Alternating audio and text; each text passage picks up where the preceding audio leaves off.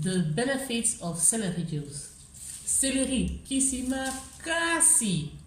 Surtout, si vous avez un problème de cholestérol, pour problème au pays, ils ont la na kati ya communauté na biso. Nazo ye bisabino ya solo, céleri, kisima, kasi.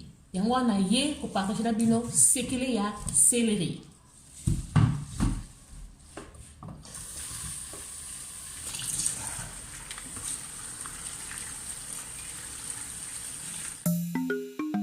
Vie eza kaka moko ba chance ebele.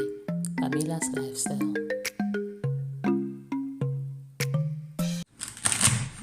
Mbote, welcome back to my channel, Pamela's Lifestyle. Boyil malamu na chaîne nanga Pamela's Lifestyle.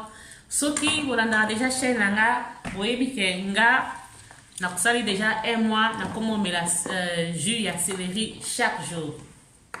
Soki na lamuki elora liboso na melaka na tongo ekomi kaka céleri. Na melango avant cha ata eloko mo na munoko. Bon, à part maekas. Mais après wana elora liboso na komela ezalaka céleri. Yango wana lobi non, na moni ba avantage nango mingi, nga mona bi bon, na sala moi petit research nanga.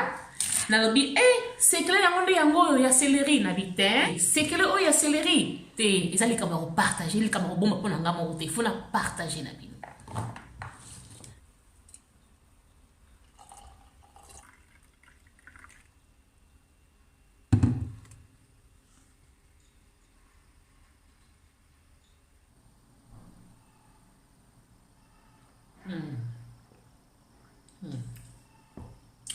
Momoni ji ya céleri oyo. Céleri eza na substance moko ba medicine ba benga ona kombo ya phthalate butyl. So na prononce bien quoi. C'est la moya français. Phthalate butyl oyo substance oyo bien on te sala ke mafuta na kati nzoto e carbone e buka na bon. Bien on te sala ke na kati makila ba mafuta e bima. Donc, eza bien si vous avez un problème ya cholestérol. Oyebi ke département ya pharmacologie ya Singapour, ba sala même test nango et pas ba puku wana minene wana ba bengo na français. L'ERA. Ba zui ba puku wana minene ndambo ba kabo bona deux groupes. Groupe moko ba tie bango na pandi awa période ya 8 semaines. Bazo pesa bango biloko ebele na ba graisse na kati. Mais ba pesa bango na moi extrait ya céleri na kati. Groupe mususu ya bampuku ba pesi bango pe biloko na ba graisse ebele na kati, mais sans extrait ya céleri. Bon, après 8 semaines ya osala test wana ba moni ke non ba puku obo ba pesa ki céleri, ba pesa ki biloko mafuta ebele na extrait ya céleri, bango bazalaki na moins ya ba graisse na nzoto par rapport ba puku o ba pesa bango kaka biloko ya ba graisse. Siko imagine yo mutu. Céleri ezate makasi na antioxydant na polysacharide. Oyo eyebene makasi nango ya anti-inflammatoire. Donc, so oboyi ba stress, oboyi kununa. Mais la céleri, recherche elle a dit que céleri ezana effet positif ya kokitisa hypertension artérielle. Ezana substance acide hexanoïque oyo esungaka pona circulation ya makila etambola bien na nzoto. S'occuper aux un problème d'estomac, mais la céleri est une capacité à reconstituer le mucus gastrique. Et ça peut na apigénine, ou y bomaka cancer, ou y a anti-cancer apigénine, ou y a remontou et soukolaka ba salité na katia makila. Donc céleri ou vraiment non na bak sa route.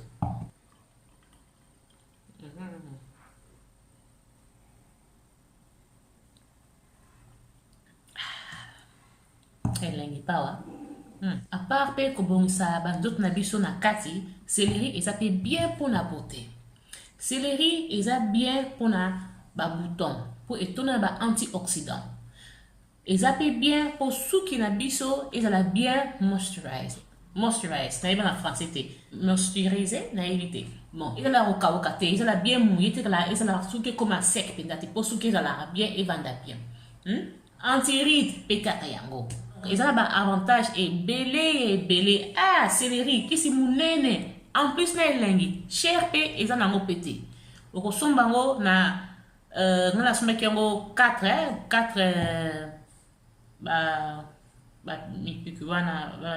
4 céleri wana.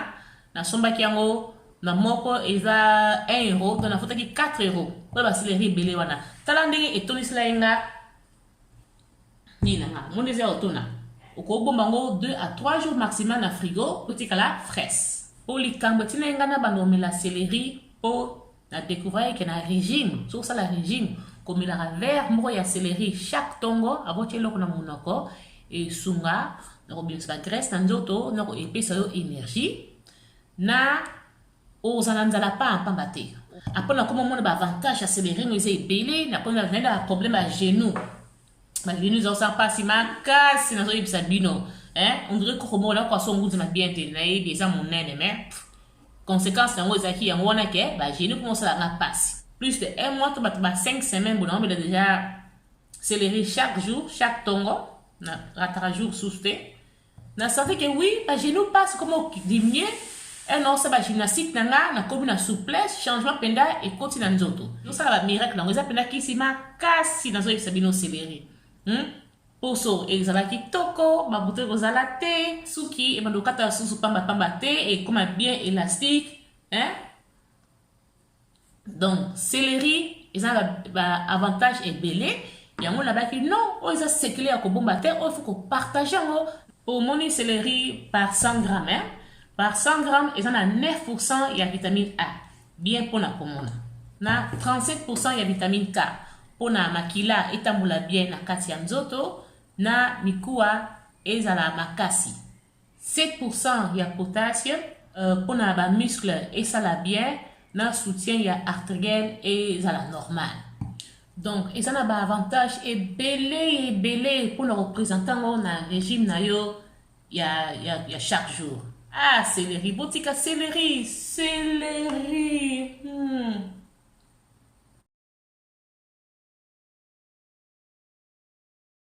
na kokaki koboma ba avantage ya céleri au kapo na ngamoko te yango na yo ko partager na bino matondo mingi ndenge boyoki nga lisusu na chaîne nanga Pamela's Lifestyle na otela bino mwa video mosusu na oyo eza na recette ya kosala jus ya céleri ndenge bano mélanger yango na ba fruits no mosusu po présenter yango na vie na o ya chaque jour régime à vie na o ya chaque jour à votre santé cheers. Bobo sanate vie ezaka kamoko mais ba chance pe esilaka Pamela's Lifestyle.